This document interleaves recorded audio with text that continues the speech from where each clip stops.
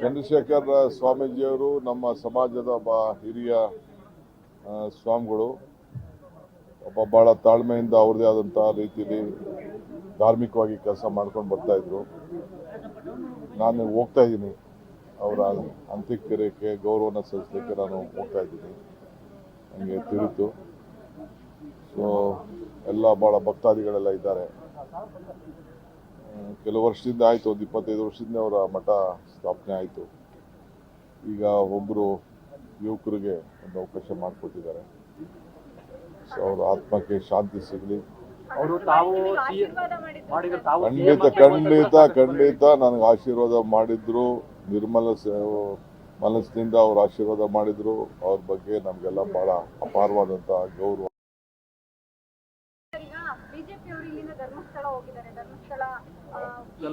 ನೋಡ್ರಿ, ಬಿಜೆಪಿಯವರು ಏನು ಮಾತಾಡಲಿಲ್ಲ, ಈಗೆಲ್ಲ ಮಾತಾಡ್ತಾ ಇದ್ದಾರೆ. ಸ್ಟಾರ್ಟಿಂಗು ಪ್ರಾರಂಭದಲ್ಲೇ ಅವ್ರು ಏನಾದ್ರು ಮಾತಾಡಬೇಕಾಯ್ತು. ಈಗ ಅವರು ರಾಜಕೀಯ ಮಾಡ್ತಾ ಇದ್ದಾರೆ ಬಿಜೆಪಿಯವರು, ಬೇರೆ ಏನಿಲ್ಲ. ಈಗ ರಾಜಕಾರಣ ಮಾಡ್ತಾ ಇದ್ದಾರೆ.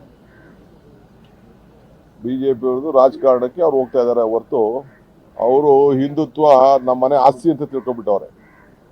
ಯಾರ ಆಸ್ತಿನೂ ಅಲ್ಲ, ಅವರವರ ಭಕ್ತಿ, ಅವರವರ ಭಾವನೆ, ಅವರವರ ನಂಬಿಕೆ. ಸೊ ನಾನು ಇದರಲ್ಲಿ ಬಿಜೆಪಿಯವ್ರದ್ದು ಬರೀ ರಾಜಕಾರಣನೇ ಬಿಟ್ಟರು, ಬೇರೆ ಏನೂ ಇಲ್ಲ. ಯಾಕೆ ಸ್ಟಾರ್ಟಿಂಗಿಂದ ಮಾತಾಡಲಿಲ್ಲ? ಫಸ್ಟ್ ಡೇ SIT ಮಾಡಿದಾಗ ಯಾಕೆ ಮಾತಾಡಲಿಲ್ಲ? ಫಸ್ಟ್ ಡೇ ಅವನು ಯಾರೋ ಕಂಪ್ಲೇಂಟ್ ಕೊಟ್ಟಾಗ ಈ ಒಂದು ಕಂಪ್ಲೇಂಟ್ ಸರಿ ಇಲ್ಲ ಅಂತ ಯಾಕೆ ಹೇಳಿಲ್ಲ? ಇವರು ಒಬ್ರು ಮಾತಾಡಲಿಲ್ಲ. ಧರ್ಮಸ್ಥಳದ ಬಗ್ಗೆ ಪ್ರೀತಿಗಿಲ್ಲ ಅವ್ರಿಗೆ. ರಾಜಕಾರಣ ಮಾಡಕ್ ಧರ್ಮಸ್ಥಳ ಬೇಕು ಅವ್ರಿಗೆ. ನಮ್ಗೆ ರಾಜಕಾರಣ ಮಾಡ್ಲಿಕ್ಕೆ ಧರ್ಮಸ್ಥಳ ಬೇಡ. ನಮ್ಗೆ ಅವ್ರ ಗೌರವನ ಅವ್ರು ಕಾಪಾಡ್ಬೇಕಷ್ಟೇ. ಅವ್ರಿಗೆ ಯಾರಿಗೆ ಆಗಲಿ, ಯಾರು ತಪ್ಪು ಮಾಡಿದ್ರು ಬೇಕಾದ್ರೆ ಶಿಕ್ಷೆ ಆಗಲಿ ಅನ್ನೋರು ನಾವು.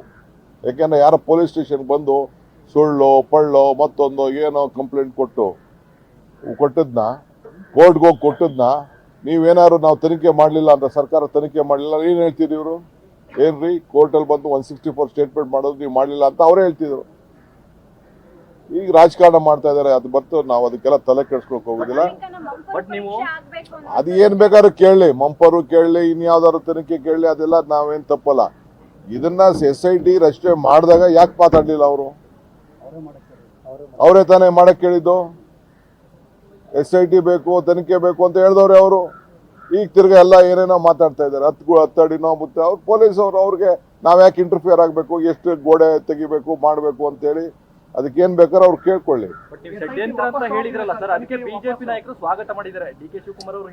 ಐ ಆಮ್ ಟೆಲಿಂಗ್ ಯು, ನನ್ಗೆ ನನ್ನ ವೈಯಕ್ತಿಕವಾಗಿ ಗೊತ್ತಂತ ವಿಚಾರ ನಾನು ಹೇಳ್ತಾ ಇದ್ದೀನಿ. ನನ್ನ ವೈಯಕ್ತಿಕವಾದಂತ ಒಂದು ಅನುಭವ.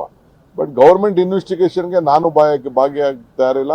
ಇಲ್ಲ ಅಂತಂದ್ರೆ ನಮ್ಮ ಹೋಮ್ ಮಿನಿಸ್ಟ್ರು ಅಲ್ಲಿ CM ಆಗಲಿ. ಅದು ಇದನ್ನ ನಮ್ಮ CLPಲಿ ನಮ್ಮ ಇವರ MLAಗಳು ಇಲ್ಲಿ ಮಾತಾಡಿದ್ದಾರೆ.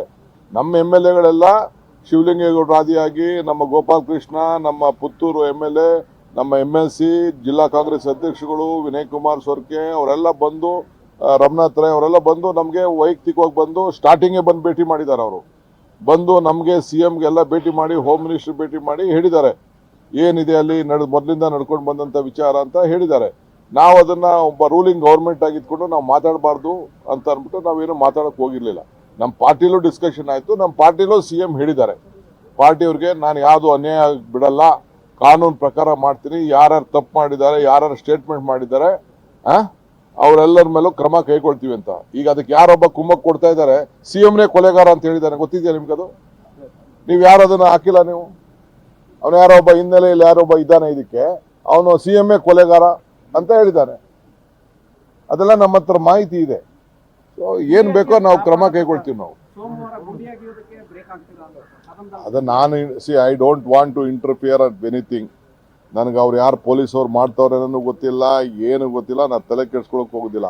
ಹೋಮ್ ಮಿನಿಸ್ಟರ್ ಇದ್ದಾರೆ, they will deal with it. ಕಾನೂನು ಬ್ರೇಕ್ ಹಾಕೋದು ನಾನಲ್ಲ, ನನಗೂ ಅದಕ್ಕೂ ಸಂಬಂಧ ಇಲ್ಲ. ಅವರೇ ತೀರ್ಮಾನ ಮಾಡಬೇಕು. ಬಟ್ ನಾವು every day we are also try to get our information from our own source. That's all. ನಮಗೆ ನಾ ಪೊಲೀಸವ್ರ ಹತ್ರ ಏನು ಮಾತಾಡಬೇಕಿಲ್ಲ. ಅಲ್ಲಿ 100 ಜನ ಇದಾರಲ್ಲ, ಬೆಳಗ್ಗೆ ಸಾಯಂಕಾಲ ಹಿಂದೆ ಹೋಯ್ತಾ ಇರೋರು ಇದಾರಲ್ಲ, ನೀವು ಟಿವಿಯವರು ಇದಿರಲ್ಲ, ಫಾರಿನ್ ಟಿವಿನೂ ಬಂದಿದೆ, ಇಂಡಿಯಾ ಟಿವಿನೂ ಬಂದಿದೆ, ಕೇರಳ ಟಿವಿನೂ ಬಂದಿದೆ, ಎಲ್ಲ ಟಿವಿನೂ ಬಂದಿದೆ. ನೀವೇನು ಮಾಹಿತಿ ಕೊಡ್ತಾ ಇದ್ದೀರಾ ಅದು ನಾವು ನೋಡ್ಕೊಳ್ತಾ ಇದ್ದೀವಿ.